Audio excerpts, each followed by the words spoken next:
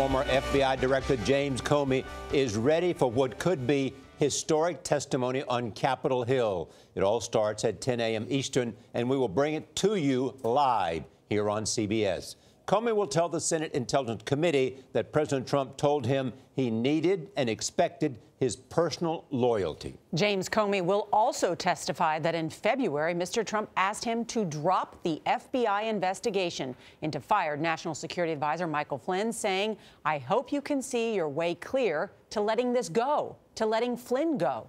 And according to Comey, the president said weeks later that he wanted to, quote, lift the cloud created by the probe into Russian election meddling. James Comey also confirms in his prepared remarks that he told President Trump 3 times he was not personally being investigated.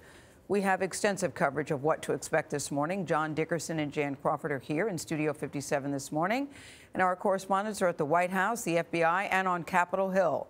So we'll begin with Nancy Cordes. She's inside the hearing room where James Comey will testify later this morning. Nancy, good morning.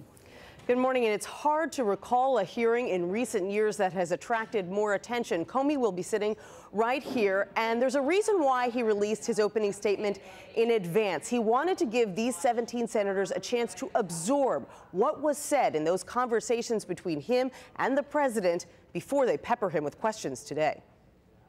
This testimony has all the makings of a bombshell. The release of Comey's prepared remarks added more intrigue to his highly anticipated testimony. Each piece of evidence that Jim Comey is raising in his testimony points towards obstruction of justice. The ousted FBI director describes a private dinner with the president just 7 days after the inauguration, where Mr. Trump informed him, "I need loyalty. I expect loyalty." Comey says he didn't move, speak, or change my facial expression in any way during the awkward silence that followed.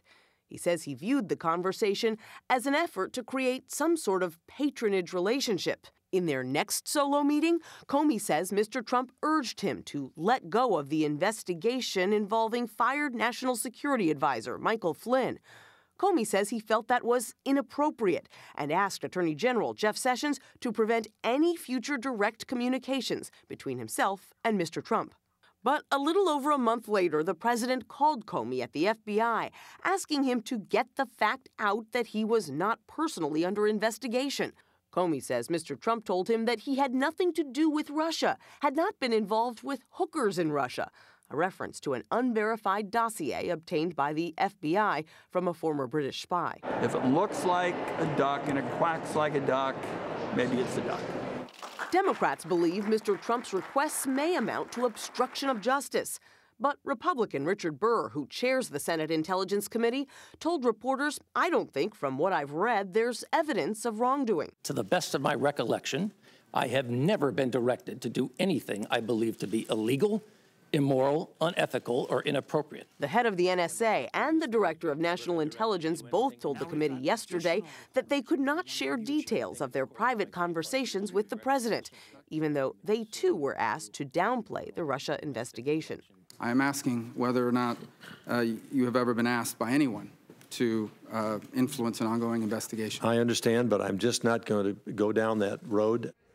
Senators were very frustrated that those two were not more forthcoming, especially since the new special counsel, Robert Mueller, had not put any restrictions on their testimony.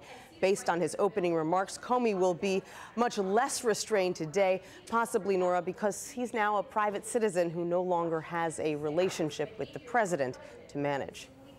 Great reporting, Nancy. Thank you so much.